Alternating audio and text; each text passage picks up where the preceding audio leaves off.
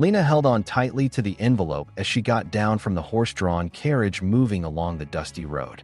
When her eyes caught the wary glances of the strangers around her, she finally understood why this quiet town unsettled her. Everything was just too still. 2 rows of wooden buildings, an old man leaning over a well, and a rusty bell in the corner. There was no welcome, not even the sound of footsteps in the distance. She checked the envelope again, the one with the name on it, to be delivered to Mr. Elias Hartman. That name, written in beautiful, rounded letters, was now her fate. It was the last refuge of a woman who had left behind a forgotten past to stand at the edge of a new life, matched to her by this letter. But it wasn't Elias who greeted her. As she stepped off the carriage, Lena noticed a man leaning against the post at the end of town. His sharp features, sun-darkened skin, and the careful coldness in his eyes stood out immediately. As she got closer, the shadow on his face became clearer, but he still hadn't said a word. Lena approached hesitantly and held out the letter. "I'm looking for Elias Hartman," she said, her voice cracked but still clear. The man looked at the letter, but instead, he turned his gaze to the horizon. The silence lasted a long time. Then, finally, a single sentence, whispered like it came from the wind. "Elias is dead." 3 words. Words that instantly vaporized her world and made her entire journey meaningless.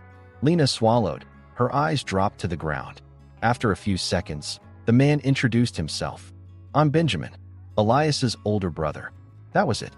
Lena couldn't speak. Her swallowing drowned out her voice. Benjamin's eyes weren't asking about her past. He was just waiting for her to accept the reality in front of her. "There's a room at the edge of town. Stay there tonight. Tomorrow I'll take you to the farm," he said. Lena nodded. She didn't have anywhere else to go anyway. The room was emptier than she expected. The walls were bare, there was a glass of water by the bed, but it was dusty. The frame of the single window was cracked, a dog barked outside, and then went quiet. She took off her shawl and sat on the edge of the bed. She didn't open her bag. The letters from Elias were still in her bag, like memories from a life never started. Lena had never heard his voice, but there was hope in every sentence he wrote. Those sentences were not for a woman, but for a wife, a friend, a companion. Now those sentences were left in the air, with no one to claim them. She spent the night not standing, but with her eyes open. She couldn't sleep, but she found shelter in a dreamless darkness. The next morning, Benjamin came just as he'd promised. He got on the carriage without a word. Lena settled in after him. The road was long, the wheels rolling along the dirt road left behind sunken fences and the occasional darting rabbit. When a house appeared on the horizon, for the first time, she felt concretely where her life would be from now on. "This was Elias's place," Benjamin said. "Now, it's pretty much yours." Lena nodded again. In this town, it was glances, not words, that ruled. The house was simple. A chair in front, a small well next to it, a barn a little further away. The silence was strong, not suffocating but commanding. Lena realized it would take time to get used to this silence. Benjamin stayed a few steps back and added, "You can stay here if you want, until you decide." That evening Lena cooked something, not for warmth, but out of duty. Beans, some bread, water. Benjamin ate quietly. So did Lena. The crackle of the fire competed with the silence. Then Benjamin said, "Good night," and headed to the barn. Lena stood at the window, watching outside. The wind was light, but cold. This land didn't ask questions. Neither did these people. Maybe that's why, for the first time, it was a night she could really rest. In the morning, the leftover silence from the night had found its way into the kitchen. When Lena opened her eyes, the first thing she felt wasn't loneliness. It was more like a sense of waiting. The curtains by the window had barely moved, but she could feel the presence of something outside, a silent pair of eyes watching her. She got out of bed and washed her face with cold water. It was ice cold. Her fingertips turned purple, but she didn't pull away. To be able to call this place home, she first had to make peace with this cold. There was bread in the kitchen, fresh, even though there hadn't been any last night. And there was a knife left next to it, too. No note. But this was Benjamin's way of saying good morning. Some people leave signs instead of words, and Lena knew that by now. So she stepped out onto the porch, determined, even though she didn't have any coffee. Benjamin was by the barn, tying something to the horse's saddle. He didn't turn around, but he seemed to know Lena was watching. He didn't call her over, and Lena didn't go. She just stood there at the threshold. The connection starting to form between them was an unspoken agreement. I see you, but I'm not ready to reach out yet. The day passed in a slow kind of motion. Benjamin worked outside fixing the fences, cleaning the gutters on the roof, feeding the chickens. Lena stayed inside, cleaning the windows, sweeping the cracked floor, putting a new cloth in the kitchen cabinet. It was a day with hardly any words, but a lot of meaning. For dinner, it was beans again.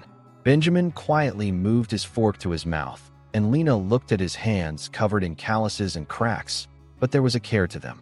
These were hands that worked to rebuild something, not break it. At night, they still slept separately. Benjamin always slept in the barn. There was a bed for him inside, but he never used it. Lena was grateful for that, because there were very few people left in the world who could show you that you could build a connection without touching. Every morning, Benjamin got up at the same time and started work without saying a word. Lena was already learning what kind of day it would be just by the sound of his footsteps. If he walked hard on the ground, it meant trouble. If his steps were quiet, he was even more tangled up inside. On the third day, after washing the dishes, Lena left Benjamin's mug upside down at the edge of the table. That meant, I see you. I'm paying attention to you. That night, Benjamin picked up the mug and, without flipping it, slowly put it back the right way up. It was a thank you, a wordless acceptance. A lot changed in those days. The only thing that didn't was the way the silence kept shifting. Lena started hearing him talk to his horse. Behind the barn, in moments when he thought no one was around, he would whisper things like, "It was a good day, wasn't it, girl?" Lena wasn't really listening. She wasn't pretending to listen. She just heard it. And what she heard was gentleness, honesty, because some people can only open up to animals. One day, when Lena stepped out onto the porch, Benjamin was there, sitting in the chair he always used. He pulled his mug to the side and made room for her. Lena sat down next to him without saying a word. That moment wasn't two strangers sitting together, but two tired souls side by side. Evening was slowly settling in. The orange sky stretched over them like a blanket. For the first time, Lena didn't hurry to get up. That night, they sat on the porch and just watched the darkness fall. Days began to fold into one another. Lena could read his mood by the sound of his steps now. Benjamin, too, was starting to notice the cracks in Lena's hands, the lines on her face. They lived like that, never mentioning the past, not making plans for the future, but every day getting just a little bit closer. One day, Benjamin walked toward the woods. He'd twisted his knee. That was obvious. He limped back. Lena quietly went to the kitchen and brought a bowl of water and a clean cloth. She said, "Sit." She usually wouldn't, but this time she needed to. Benjamin sat, and Lena pressed the cloth to his knee. They didn't say a word, but Benjamin, for the first time, held Lena's wrist. For a second, maybe two. Then he let go, not as a thank you, more like, "I'm here." Lena understood, because she was there, too. For the first time, truly there. That night, Benjamin didn't go to the barn, but Lena didn't say a word. And that night, the silence took on a whole new shape. For the first time, Benjamin didn't wake up before Lena that morning. They woke up at the same time. Not in the barn, but in the small room next to the kitchen, where he'd fallen asleep on an old sack mattress. His feet were hanging off the side. While Lena was tossing wood into the stove in the kitchen, she listened to him breathing. Slow, steady, settled breathing. The house now belonged to two people, not just one. That morning, there were 2 cups of coffee made. The coffee was still bitter, but for the first time, Benjamin didn't look for sugar. Lena wasn't surprised either. It was like some habits had already grown between them. They didn't talk much that day, but every movement seemed connected. Lena cleared the dry weeds in the garden. Benjamin fixed the fences. Everything felt just as it should be, until that man showed up. Around noon, they heard the sound of a horse coming down the road to town. A stranger, covered in dust. He wore a neat jacket, and his boots nearly shone. As he got down, he took off his hat, but there wasn't any smile on his face. Benjamin stood quietly on the porch. Lena moved inside, but she watched everything from the window. The man raised his voice. "Mr. Hartman? I heard Elias's wife came here." Benjamin didn't answer right away. He just looked at him. Then, with a low voice and squared shoulders, he asked, "Who are you?" The man introduced himself. "My name's Richard. I'm from the law office handling Elias's property. There's been talk in town. They say a woman is using the land Elias left behind. Without permission, Lena felt ice in her chest. Benjamin's shoulders tightened, but his tone didn't change. This house is Elias's, that's true. But Lena isn't here uninvited. She's the one Elias officially invited with a letter. This house is her right too. Richard narrowed his eyes. But transferring this property requires a notarized will, and we still haven't seen any such document. Benjamin took a step forward. His eyes were clearer than Lena had ever seen. Then go and find it. But don't come at this woman like that again. She's not alone here anymore. The man paused for a few seconds and glanced at Lena's silhouette in the shadows. The town doesn't like this situation, Mr. Hartman, he said. A woman can't own land like this on her own. That's not how the law works. Benjamin shot a look at the rifle on the gun rack, but didn't reach for it. He just said one thing. Some land isn't protected by law, but by loyalty. Richard turned, got on his horse, and rode off. When he vanished in the dust, the air went quiet again. But it was a different kind of silence now. Lena stood at the threshold of the door. She didn't ask for a say. Benjamin just looked back at her once. In his eyes was, "Don't be afraid," but also something more. Our story can't be protected by silence alone anymore. That evening, Lena hung Benjamin's jacket on the hook by the porch. She'd never done that before. Maybe it was her way of wanting him inside. When Benjamin saw his jacket on the hook, he didn't say anything at first, but his face softened. That night, they ate together. They didn't light a candle, but the light was enough. Because sometimes, sharing a quiet moment is brighter than words. After dinner, Lena opened up her old suitcase. The one she hadn't touched until then, covered in dust.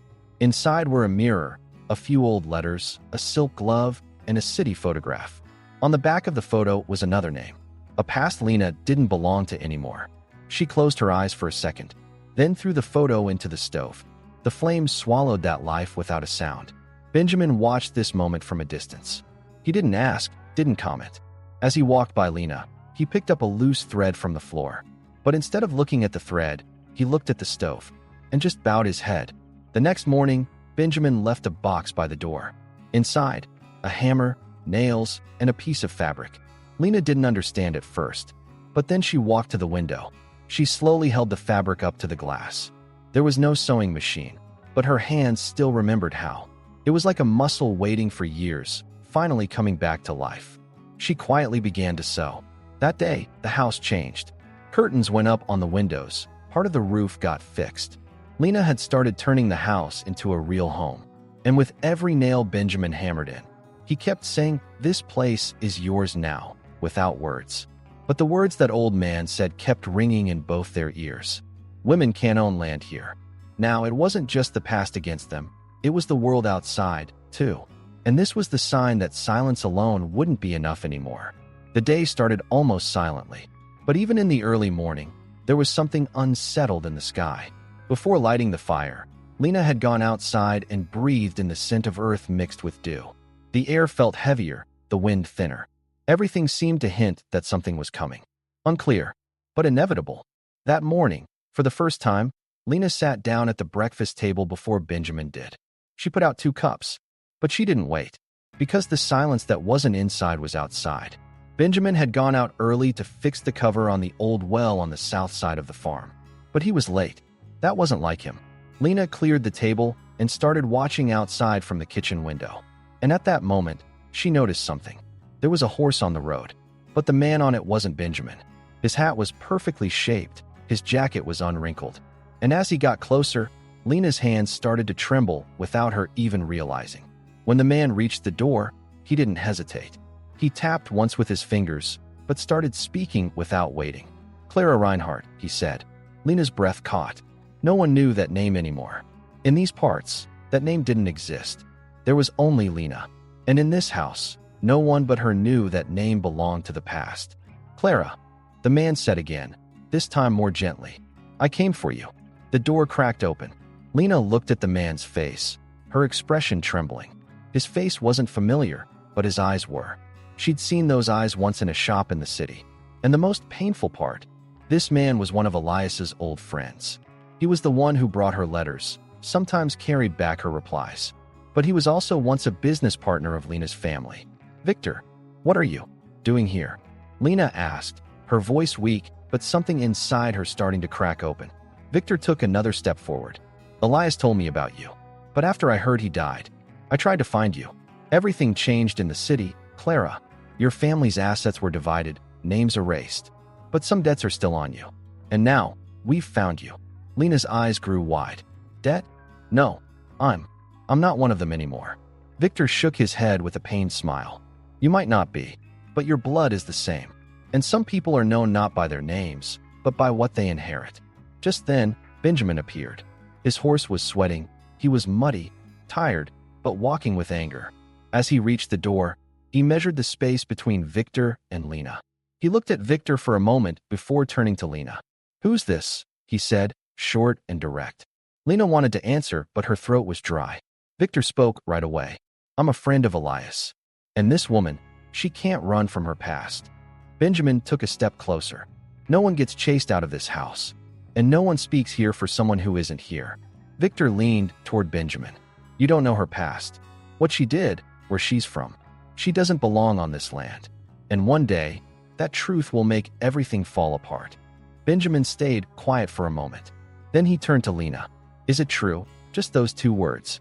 He didn't shout or interrogate. He just wanted to know. Lena didn't look away. I'm not that woman anymore, she said. But I was her. And I buried her here. Victor laughed, mocking. It's not that easy, Clara. Burying that woman isn't enough. You're still carrying her weight. Benjamin turned to Victor. You have no business here, he said. And if you ever come back to this door, this land will not forget your name. Victor stood there for a few more seconds. Then he turned, got on his horse, and rode away without looking back. The dust left a mark where he'd been. But that mark was carved much deeper inside Benjamin. That night, the house was quiet. But it was a different kind of quiet. This time, something had broken, a wall had come down. As Lena sat quietly by the stove, Benjamin came in. He hung up his jacket, took a blanket out of the drawer, and put it over Lena's shoulders. Your past found you here, he said. But I found you here. Lena looked up. I don't want to leave. Benjamin nodded. I know, but sometimes staying takes more courage than leaving. That night, for the first time, they slept in the same room, but still didn't touch. The space between them was no longer just distance. It had turned into a line between past and future, and both of them stood guard at that line. The next morning, Lena noticed something. There was a small box in front of the door. No note, no name. She opened the box. Inside were some of Elias's old books, and an envelope. Inside the envelope was just one sentence on a piece of paper. Land doesn't belong to those who deserve it. It belongs to those who endure. Lena folded the paper, put the books on the shelf. And for the first time, as she walked through the house, her footsteps sounded more confident. The town wasn't quiet anymore. In the days after Victor left, a new line deepened on Lena's face as Benjamin set to work every morning. Everything was silent, but now it felt more like the footsteps of something approaching, not peace. The house had filled with shelves. The garden's soil had been turned again. Lena had started sowing once more, but this time, not just for food, but to create something lasting. That morning, Benjamin found an old frame out in the tobacco shed.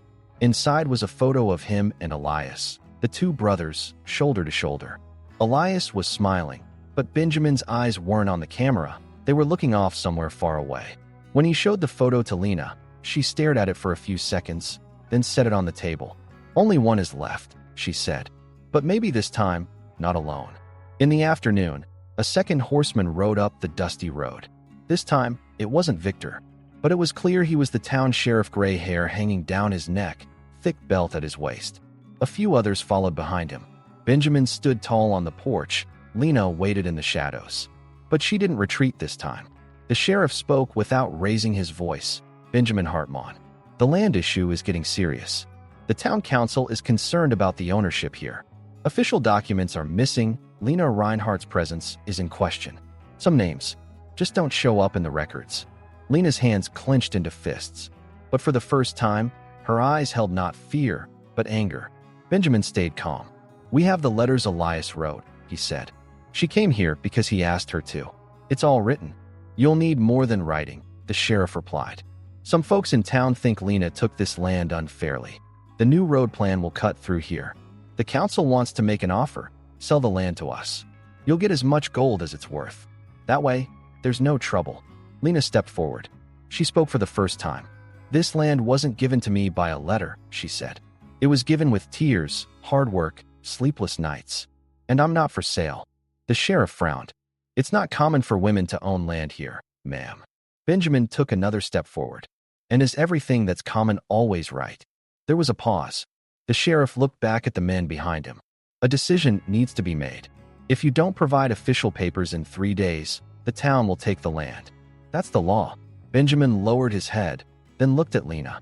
In that moment, for the first time, they didn't just look at each other, they both made the same decision. If the law is that blind, Lena said, then we'll open our eyes. That night, not a single light was on in the house. But the darkness didn't bring fear. Lena, looking through old books, found a notebook that belonged to Elias. On the cover it said only, Observations. Inside were land measurements, planting schedules, and drafts of letters.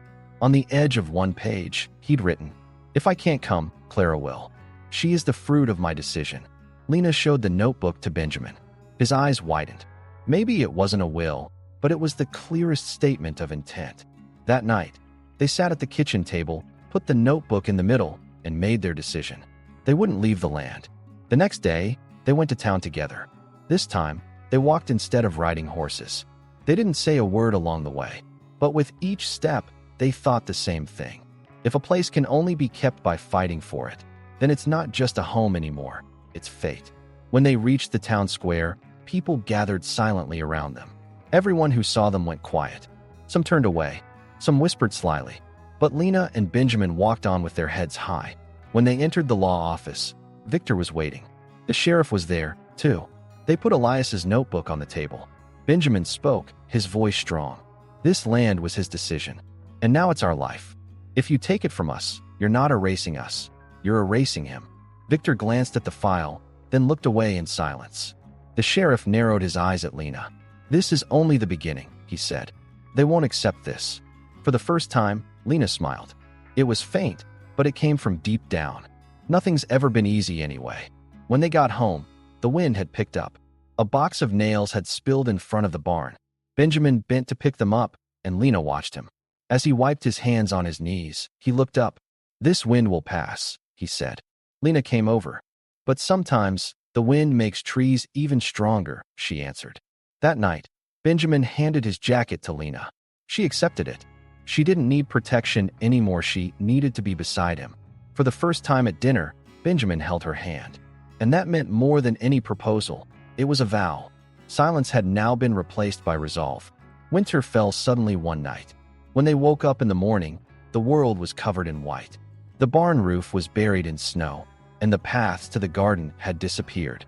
But inside the house, it was warm. The crackling stove heated the walls like a heartbeat. Lena went up to the window. A fog had formed on the glass. With her fingertip, she wrote a name, Lena, and without hesitation, underneath, Hartman. That morning, before Benjamin woke up, she made the coffee. She put 2 mugs on the table and only 1 fork beside them. Maybe it was just a symbol, but Lena was no longer just ready to share a life, she was ready to build one together. When Benjamin sat down and saw his name in the mug's steam, he was quiet for a moment. Then he simply said, for the first time, it feels real. That day, all the things done in silence around the house spoke more than hundreds of words. While Benjamin chopped wood outside, Lena put a notebook next to the stove. For the first time, she wrote something in her own handwriting. I belong here. Because now I have a reason.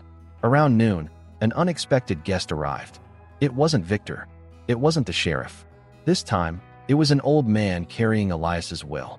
His hand was trembling with the bag he carried, his face worn out by the years. Benjamin and Lena let him inside. With a shaky voice, he handed them an envelope. Elias left me a letter, told me to keep it, and give it to you when the time came. I thought, that time is now. Lena's name was on the envelope, but written in Elias's handwriting. To Clara, if she stays. Lena opened the envelope with her hands. Inside was a single page. The letter was short, but it hit hard. If you're reading this, then I never got to know you, but I felt you. This land kept me going. But you. Maybe you can turn this house into a home. If my brother finds you, he'll be saved too. Because Benjamin only learned how to be alone, not how not to be. If you stay by his side, then this land doesn't just belong to us. It belongs to you, no matter what your name is. Even if you're Clara or Lena, this house is only complete with you. Elias, Lena folded the letter. She didn't cry, but the shine in her eyes brought everything she'd hidden to the surface. Benjamin looked into her eyes. For the first time, he asked, "Will you stay?" Lena didn't answer. The answer had already been written all over the house, on the curtains, under the roof, on the bread, in the patience inside the fire. But she wanted to say it anyway. Belonging somewhere isn't about forgiving the past. It's about rebuilding yourself. Here, with you, I can do that. In the days that followed, the town kept its distance again. The threats faded away with Elias's letter. The sheriff never came back. There was no more word from Victor. But Lena and Benjamin hadn't just survived a danger. Their paths had truly crossed. That spring, the flowers in the garden started growing on their own, not just the ones Lena planted. Benjamin built a new barn door. He carved a symbol into it. Small, simple, but a pattern that reminded one of Lena's hands, a leaf and a drop of water. One morning, Lena stepped onto the porch and found Benjamin already there. In his hand was a small box.